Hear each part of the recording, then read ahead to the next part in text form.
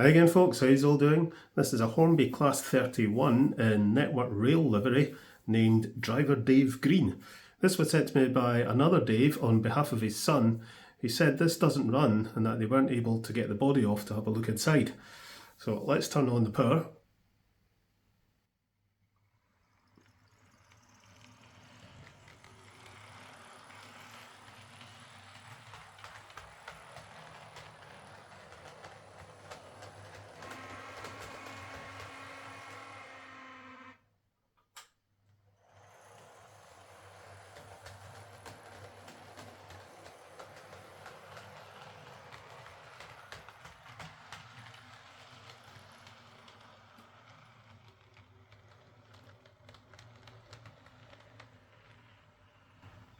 Well, it's running fine for me, apart from making a bit of a weird noise. Not the first time that's happened. Someone sends me a locomotive and tells me it's a non-runner, and then it runs absolutely fine when I test it. I think sometimes I could shake it all about and the post sorts them out. It could have been a stuck gear, something jammed somewhere, or a dodgy wire or whatever. This seems to run okay, but did make that odd noise, so clearly there's something up. Well, let's get into the shed and we'll give it a good look over.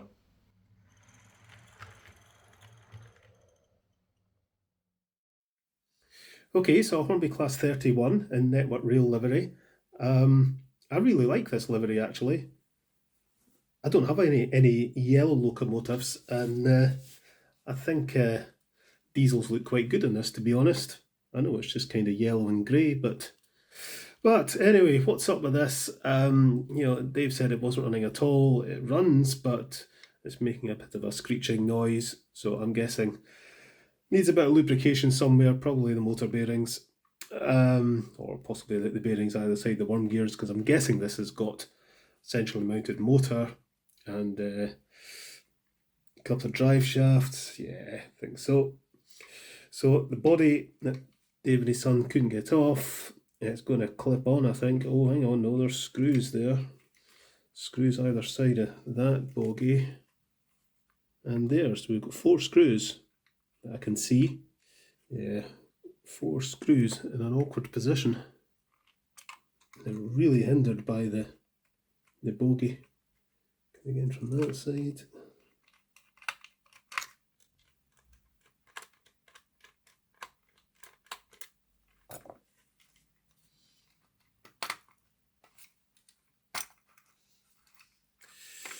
There we go. So we've got printed circuit board, we've got an 8-pin blanking plate in there.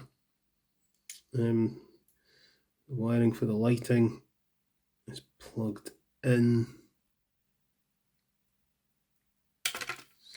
Unplug that one. This one's going to be a bit trickier. There we go.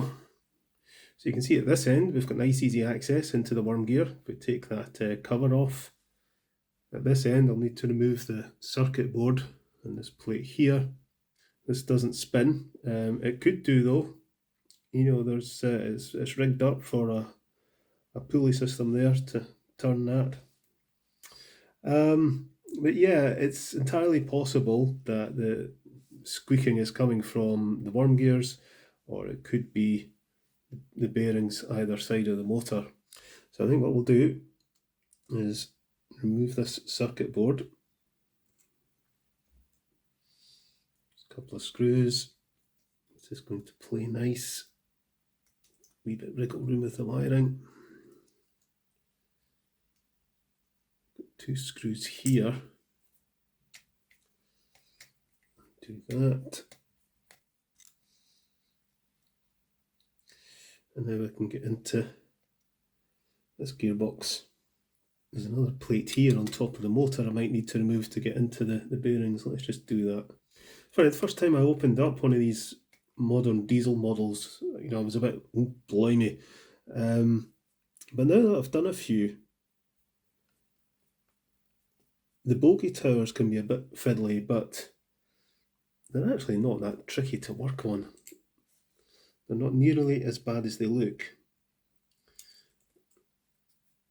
I shouldn't say that, of course. Something's going to go horribly wrong now. Right, that comes out. And now I can Can I see the motor? I can see a bearing there. I think I'll need to take this off. These screws are way longer than they need to be. Right. So now I've got access to everything. So we'll do the worm gears first. I never like taking these things off.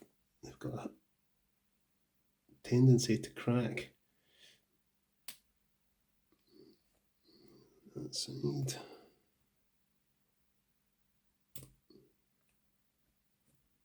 There we go. So that should now lift off. Come out like that. So we'll clean this up. Give this a scoosh.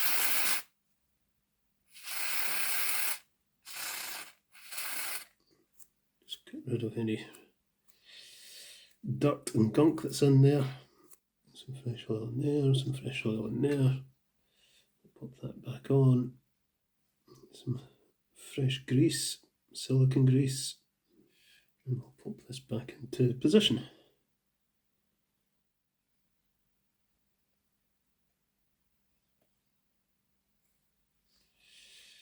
Like so. Plenty of grease and oil. And we'll pop this back on.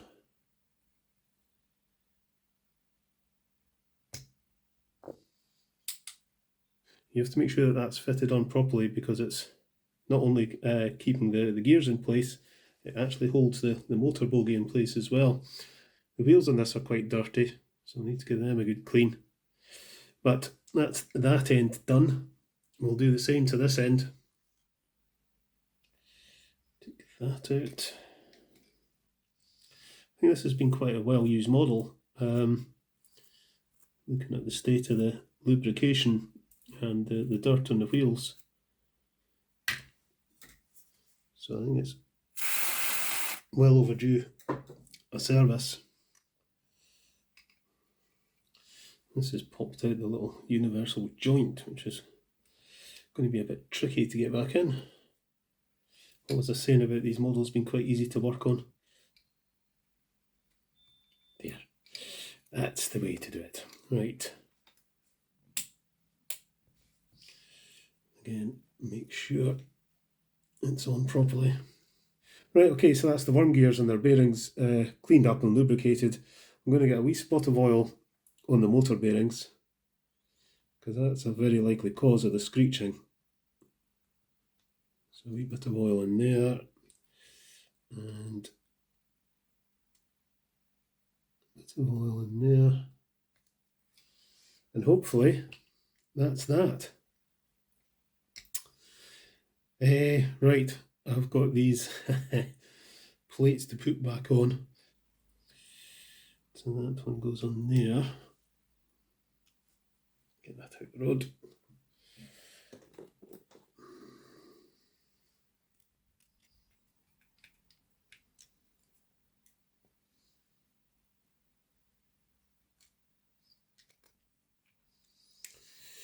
And then that goes on top of there.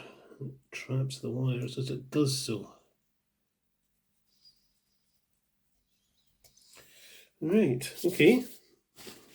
White filled fingers. And we'll pop this back on.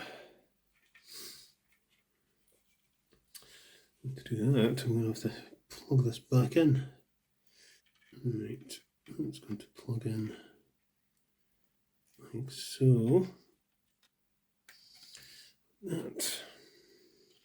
I actually think I should have fitted that after plugging this in. This is going to be tricky to plug in. I might have to take that fan thing out again. Let's have a go. Yeah, I'm going to have to take that out. Silly me. So with that out the road, it's a lot easier to get this plug in.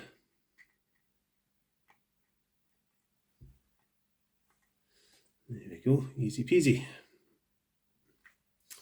Now I can fit this. Okay, that's all done. We'll pump this back on.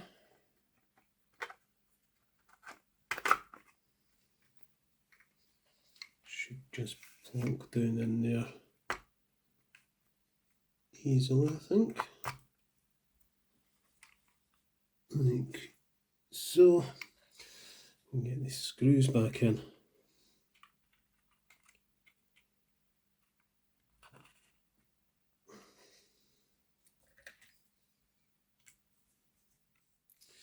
Alright, okay, we're all back together.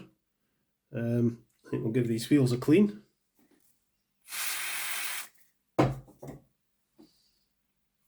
Just looking at the pickups in this, it doesn't look like wiper pickups, it looks like it's passing current through the axles. But there we go, I've cleaned and lubricated the gears, I've put some oil into the motor bearings, given the wheels a clean. I don't really see what else I can do.